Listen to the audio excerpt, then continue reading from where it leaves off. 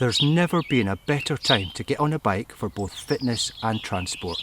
The quieter roads and streets have encouraged many more people to cycle. The benefits are numerous, from health to money and for climate change. As lockdown eases, many commuters are thinking of switching from cars and public transport to bikes when they return to the workplace. So what can employers do to make the commute by bike an easy option, and what advice is there for commuters who want to make the switch? I asked James Palser, Project Manager at national cycling charity Cycling UK, for his advice. So, James, what can employers do now to make it easier for people to commute by bike? So for employers, the time has never been better to really grasp the nettle and actually start to help their employees cycle. One of the first steps is to really know your workforce. So you know what their travel patterns are, you know when they're coming into the office, and really, creating a simple cycling survey for your staff is an easy first step to find out how many potentially could cycle to work, maybe how far away they live, and whether they have a bike, whether they're willing or want to cycle to work. Those are really easy first steps to be able to kind of just know your workforce. I suppose the follow on from that is providing that information that you as an employer have. So maybe some local maps. There's a journey planner that Cycling UK have on their website. If you as an employer have a cycle to work scheme, if you operate your own one, what the details are for that, how somebody would get a bike through that, or whether, I know some employers have a window of opportunity where they have people apply. So letting people know the process is a really key thing. If you have showers and lockers at your work, let people know where they are and how they can access them. If you don't have showers and lockers at your work, maybe make an agreement with a local gym, because that is a barrier for some people. That can be quite an easy step. And also, we've got Bike Week coming up next week in the UK. That's a great way of actually invigorating your staff to do it. The next thing really is, if you have those facilities like bike parking, like showers, is take a moment to really just go around and check them and see what they're like for employees. Is the cycle parking well used? Is it available for most people to use? Is it in a convenient place? Is it meeting the needs of your staff? That's a survey maybe you can take 10 minutes out to go and have a look at and see whether it's appropriate for people. And I always find with cycle parking, if you abide by the principles that it's secure, accessible, clean and convenient, it's usually meeting the needs of most people. And I suppose the last thing, how they can help people to commute now, is to make a plan maybe for improvements. If you notice in that survey that there are regular things that people are saying that they need help with, make a plan. People are willing to go on that journey with you, and as long as you commit to that plan and go through with it, people are more than happy to cycle. So what advice would you give to individuals who are thinking about commuting on their bikes, and what should they be doing to make that an easy and enjoyable experience? So for people starting out on that commute journey, it can be quite daunting, understandably. I mean, only 4% of all commuting trips in England are by bike currently. The government has its own target to double that, and COVID really has come along as that moment of opportunity to help people do that. Really, I'd say that one of the key things is to plan your journey. There are various planning apps and various planning ways that can be done. Google Maps, Cycling UK, as I said, has their journey planner, which gives a few balanced options. The other thing is to think about that your journey to work by bike may not be the same as your journey to work by car. The routes that you can take by bike, you can use off-road routes, canals, sort of lower trafficked streets. You don't have to go on those main streets that you may use on your bus or on your car journey. One of the other things is to pack the night before and prepare your bike. I always find that with myself, when I first started, if I packed my bag the night before, it was much easier just to pick it up and leave the house. Whereas if I had to gather all those things in the morning, I'd be much more tempted to grab the car keys or jump on the bus. And actually checking your bike over, there's some videos on our website that can help people do that. You know, a simple ABC check where you check the brakes, the air in the tires, and that the chain is working. That can be enough to ensure that your bike is able to get you to work and back. One of the other things is to slow down. Lots of people race their way to work and try and see if they can get there as fast and as quickly as possible. One of the joys of cycle commuting is actually that you can take that time to slow down and enjoy your commute. You know, it's a really nice way to get to work. And if you do slow down, it has the added bonus really that you don't get so sweaty and so hot and so out of breath before you get to the office. You can arrive relaxed, ready to work. One of the other things that I say to a lot of people is that, you know, this advice is twofold. Try your commute on the weekend when you're not pressured to get to work. Try it when it's lower traffic on the weekend, when you don't have that time pressure. Equally, if you're starting to cycle commute, don't pick a week that you have 9 a.m. meetings every day, that you have to be in and have to look, you know, have to wear the suit for, or have to look really presentable. Maybe pick a week where it's a little bit less pressure to get in for that first meeting, and really just try that commute first. That way you can really time it and have a really accurate knowledge of how long it takes you to make that commute and actually how you feel at the end of it. And it's a much easier way to do it. The other thing is you can try some local authorities. I know in London, in Manchester, they offer cycle training.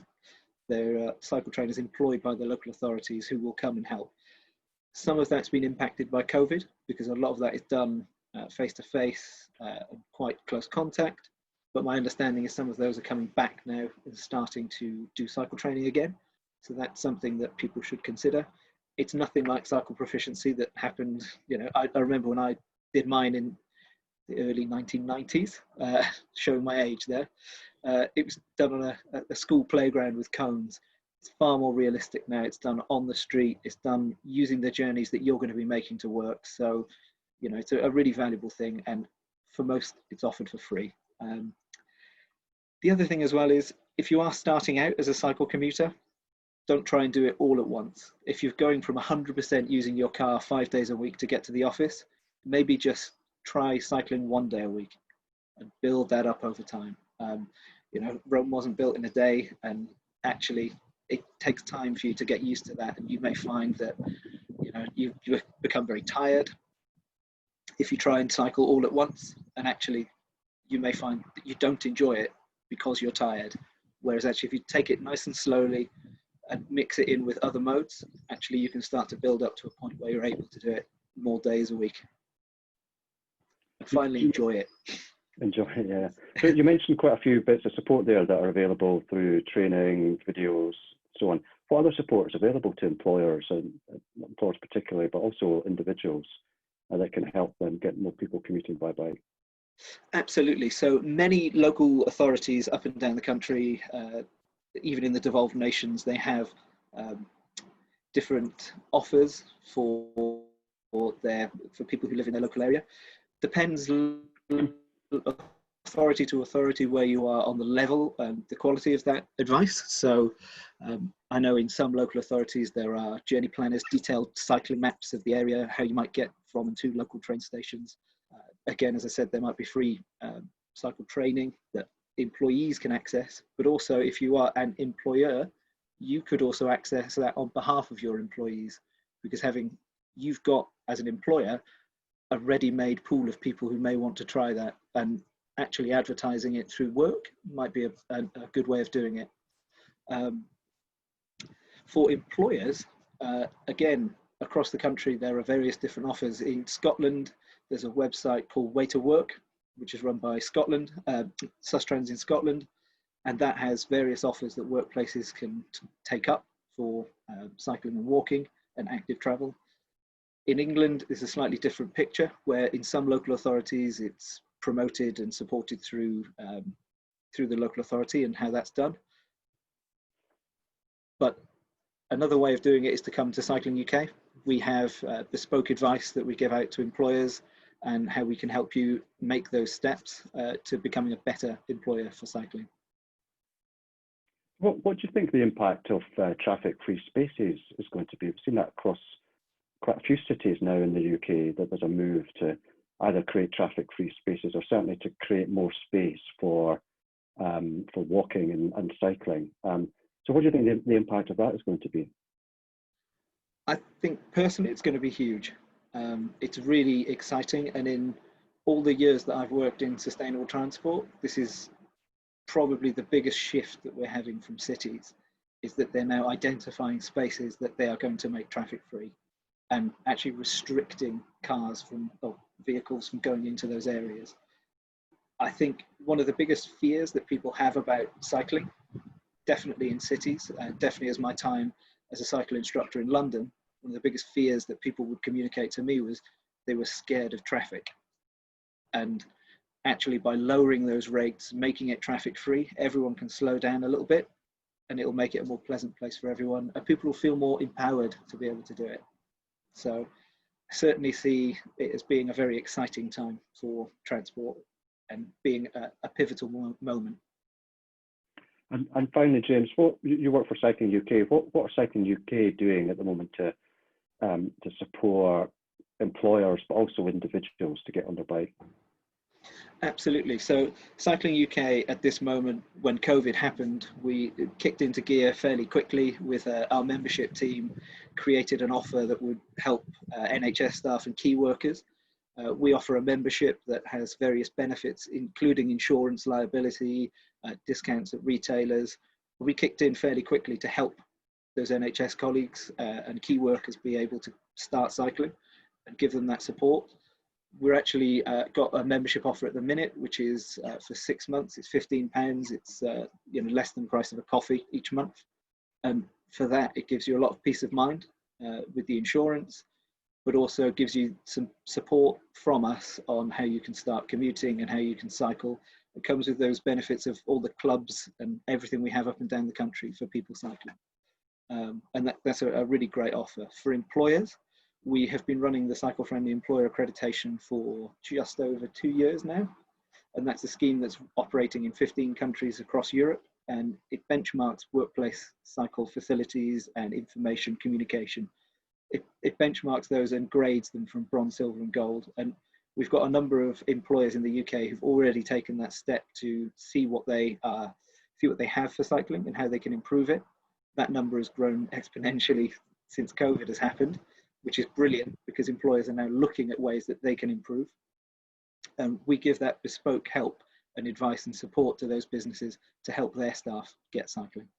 And that comes as well with a membership offer for employers to be able to tap into and to help their people get to work with that peace of mind with the insurance. And where can people find that information, James?